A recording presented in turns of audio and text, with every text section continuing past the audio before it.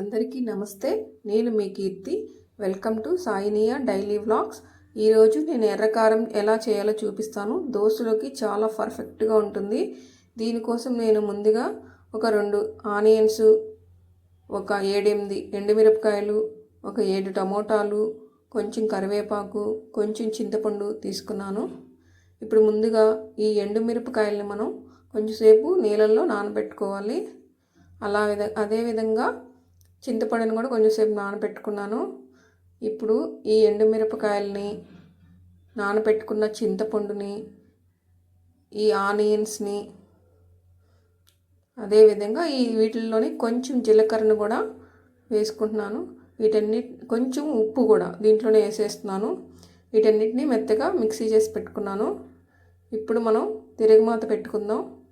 కొంచెం ఆయిల్ వేసుకొని అది కొంచెం వేడెక్కాక కొంచెం ఆవాలు, కొంచెం జీలకర్ర కూడా వేసేస్తాను. ఇప్పుడు ఇవి 2 చిటపటలాడాక కొంచెం కరివేపాకు వేసి మనం మిక్స్ చేసి పెట్టుకున్న కారంను కూడా వేసేస్తున్నాను. ఇది బాగా ఉడకనిచ్చుకొని పెట్టుకోవాలి. చాలా బాగుంటుందండి దోశలోకి. కారం దోశ చాలా బాగుంటుంది. చూడండి, కలర్ చేంజ్ అయింది. ఈ మాదిరిగా ఉడకబెట్టుకోవాలి. అంతే అండి, ఎంతో టేస్టీగా ఉండే కారం రెడీ అయిపోయింది. నెల్లూరు ఫేమస్ కారం. అంతే అండి, మీరు కూడా ట్రై చేయండి. ప్లీజ్ సబ్స్క్రైబ్ చేయండి, లైక్ చేయండి. Thank you.